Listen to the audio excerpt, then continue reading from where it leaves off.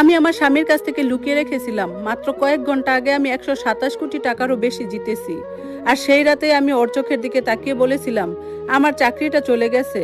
আমি ভেবেছিলাম এইটা হয়তো একমাত্র উপায় জানার ও সত্যি আমাকে ভালোবাসে কিনা, নাকি ওর পরিবার টাকার গন্ধ পেলে আমাদের গিলে খাবে। আর যখন সৌমিক আমাকে বুকের মধ্যে জড়িয়ে ধরেছিল আমি নিঃশব্দে কেঁদেছিলাম, কারণ আমার ব্যাংক অ্যাকাউন্টে তখন এমন একটা অঙ্ক পড়েছিল যেটার কাছাকাছি সংখ্যা ওর বোন রিমি কোনোদিন জীবনে দেখেনি।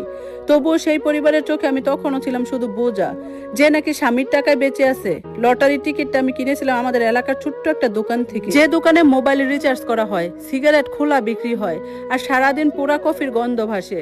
সংখ্যাগুলো আমি খুব ভেবে চিনতে দেইনি। আম্মুর জন্মদিন, আম্মু যেদিন মারা গিয়েছিল সেই তারিখ, আর ছোটবেলা থেকে যে দুইটা সংখ্যা আমাকে অকারণে ভয় দেখাতো, তারপর ফলাফল যখন স্ক্রিনে উঠলো আমি রাস্তার মাঝখানে দাঁড়িয়ে জমে গিয়েছিলাম। চারপাশ দিয়ে বাস যাচ্ছে, রিক্সা বেল বাজাচ্ছে, মানুষ হাঁটছে, কিন্তু আমার কাছে সব শব্দ যেন দূরে সরে গিয়েছিল। 97 মিলিয়ন ডলার সব কেটে হাতে রইল মাত্র 78 মিলিয়ন ডলার, বাংলাদেশি টাকায় 127 কোটিরও বেশি। আমি চিৎকার করিনি, লাফাইনি, কাঁদিওনি।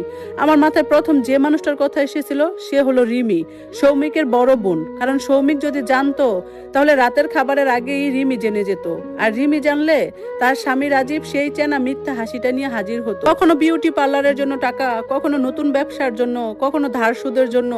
ওদের জীবনটা সবসময় এমন ছিল, ভাড়া বাসায় থেকেও এমন ভাব যেন গুলশানের বড় লোক।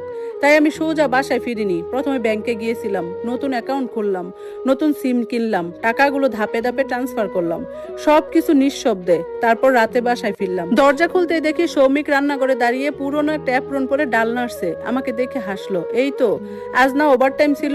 আমি ব্যাগটা সোফায় ছুঁড়ে রেখে ধীরে বললাম, সৌমিক আমার চাকরিটা চলে গেছে। ওর হাত থেকে থেমে গেল, ও চুলার আগুন বন্ধ করে ধীরে ধীরে আমার সামনে এসে হাঁটু গেড়ে বসলো। কখন? আজ কোম্পানি নাকি লোক কমাচ্ছে। আমি ওর চোখের দিকে তাকাতে পারছিলাম না, অপরাধ বোধে না, ভয় হচ্ছিল যদি হতাশা দেখি। কিন্তু সৌমিক শুধু আমার হাতটা শক্ত করে ধরে বলল, আরে সমস্যা নাই, আমি আছি না। শেষের কথাগুলো বলতে গিয়ে ওর গলা কেঁপে উঠছিল, আর সেই মুহূর্তটাই আমাদের ভেতর থেকে ভেঙে দিয়েছিল। সৌমিকের মাসিক বেতন ছিল মোটামুটি 50,000-এর মতো, আমি একটু বেশি পেতাম। বাসা ভাড়া, বিদ্যুৎ, গ্যাস, বাজার, ইন্টারনেট, ওষুধ সব মিলিয়ে মাস শেষ হওয়ার আগে আমাদের হিসাব এলোমেলো হয়ে যেত। সেই রাতে সৌমিক আমার প্লেটে বাড়তি ভাত তুলে দিল, ফ্রিজ থেকে ঠান্ডা সফট ড্রিঙ্কস বের করে হেসে বলল, এটাকে জোর করে ছুটি পাওয়া ভাবো। আমিও হাসলাম। আর আমার পাশের ড্রয়ারে তখন একটা ফোন রাখা, যার ভেতরে 127 কোটি টাকা ঘুমিয়ে আছে। পরদিন সকালে সৌমিকের মেসেজ এলো, রিমির জন্য যে গোল সেট বুক করেছিলাম সেটা ক্যান্সেল করছি, 4,20,000 ফেরত পাইছি, টাকাগুলো তুই রাখ, বাকিটা আমি ম্যানেজ করব। আমি অনেকক্ষণ স্ক্রিনের দিকে তাকিয়েছিলাম। ওই সেটটা ছিল রিমির বিবাহ বার্ষিকীর গিফট। রিমি জোর করে সৌমিককে কিনতে বাধ্য করেছিল। তার সেই পুরনো কথা, তুই আমার একমাত্র ভাই, নাকি তোর বউর কথায় চলিস এখন। সেই টাকা নিয়ে আমাদের ঝগড়াও হয়েছিল, কিন্তু আজ আমার জন্য সৌমিক সব বাতিল করে দিয়েছে। আমার মিথ্যার জন্য। দুপুরে রিমির ফোন এলো, সৌমিক বারান্দায় গিয়ে কথা বলছিল, কিন্তু আমি সব শুনতে পাচ্ছিলাম। কি ব্যাপার সৌমিক, সেটটা ক্যান্সেল করলি কেন? মেহেরিনের চাকরি চলে গেছে, একটু হিসাব করে চলতে হবে। তো আমার কি দোষ? তোমার বউর দুর্ভাগ্যের জন্য আমি কেন ভুগবো? আমার মুখ গরম হয়ে উঠলো। সৌমিক গম্ভীর গলায় বলল, ওকে এভাবে বলবি না। কয়েক সেকেন্ড নীরবতা। রিমি সম্ভবত ভাবতেই পারেনি সৌমিক ওকে থামাবে। তারপর ঠান্ডা এসে বলল, শনিবার সবাই আমাদের বাসায় আসিস, মা থাকবে, তখন কথা হবে। কল কেটে গেল। সৌমিক অনেকক্ষণ চুপচাপ বারান্দায় দাঁড়িয়েছিল। আমি পানি এগিয়ে দিয়ে বললাম, না গেলেই হয়। ও ক্লান্ত গলায় বলল, না গেলে আরো ঝামেলা হবে। শনিবার আমরা গেলাম রিমিদের বাসায়। মিরপুরের ফ্ল্যাট, ব্যাংক লোনে কেনা, কিন্তু ওদের ভাব দেখে মনে হয় যেন ধানমন্ডির প্যালেস। দরজা খুলে রিমি আমাকে মাথা থেকে পা পর্যন্ত দেখে নিল। চুল সেট করা, লাল নেল পলিশ, হাত ভর্তি নকল গোল্ড। ঠোঁট বাঁকিয়ে বলল, বা মেহেরিন, চাকরি নাই কিন্তু মুখে তো আগের চেয়ে বেশি আরাম। সৌমিক দাঁত চেপে বলল, রিমি কি মিথ্যা বললাম? তখনই শাশুড়ি রান্নাঘর থেকে বের হলেন। আচ্ছা আচ্ছা, সবাই খেতে বসো। তারপর আমার দিকে তাকিয়ে সেই চিরচেনা করুণা সুরে বললেন, মেহেরিন মা, কিছু মনে করিও না, কিন্তু বিয়ে করা মেয়েদের বসে থাকলে মানায় না। আমার ছেলেটা একা আর কত টানবে? আমি মিথ্যা হাসলাম, চেষ্টা করছি। এদিকে রাজীব এসে বসলো দামি শার্ট পরে। চাকরি না পেয়ে আমার পার্লারের রিসেপশনে বসতে পারো। রিমি হেসে বলল, ওর জন্য পারফেক্ট। সৌমিক গ্লাস নামিয়ে বলল, আমার স্ত্রীকে নিয়ে মজা করিস না। খাওয়া শেষ হতে 1 ঘন্টাও লাগেনি, কিন্তু প্রতিটা মিনিট আমার শরীর পুড়িয়ে দিচ্ছিল। রিমি 3বার টাকার কথা তুললো। রাজীব 2বার তার বড় বিজনেসের প্ল্যান নিয়ে গল্প করলো।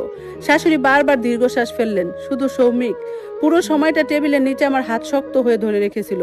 পরদিন রিমি ফেসবুকে একটা স্টোরি দিল, নতুন ডায়মন্ড সেট, ক্যাপশন, সব পুরুষ এক না, কেউ কথা দিয়ে রাখে, কেউ হারিয়ে যায়। আলহামদুলিল্লাহ, আমি একজন আসল পুরুষ পেয়েছি। নাম লেখা ছিল না, কিন্তু সবাই বুঝে গিয়েছিল। সৌমিক ফোন বন্ধ করে দিল। দেখিস না, সবই তো দেখছে, ও কিছু বলল না। সেদিন বিকেলে সৌমিক আমাকে ইন্টারভিউতে নামিয়ে দিল। আসলে আমি যাচ্ছিলাম ব্যাংকে নতুন ইনভেস্টমেন্ট নিয়ে কথা বলতে। গাড়ি থেকে নামার আগে আমি ওকে জিজ্ঞেস করলাম, একদিন যদি জানতে পারো আমি রিমির চেয়েও 100 গুণ বেশি ধনী, তখনও কি ওরা আমাকে এভাবেই দেখবে? সৌমিক ক্লান্ত হাসলো। তুই খুব আজব চিন্তা করিস। তারপর তার পুরনো প্রাইভেট কারটা নিয়ে চলে গেল। আমি দাঁড়িয়ে রইলাম। ওর গাড়ির বাম্পারে দাগ, ট্যাঙ্কে প্রায় তেল নেই। আমি ঢুকে গেলাম ব্যাংকের ভেতরে। ম্যানেজারের সামনে বসে শান্ত গলায় বললাম, আমি বড় একটা ইনভেস্টমেন্ট নিয়ে কথা বলতে চাই। লোকটা হাসলো। কত বড় ম্যাডাম? আমি ধীরে বললাম, প্রায় $78 মিলিয়ন। তার মুখের হাসি সঙ্গে সঙ্গে মিলিয়ে গেল। এক সপ্তাহ পর রিমি আর ভান করলো না।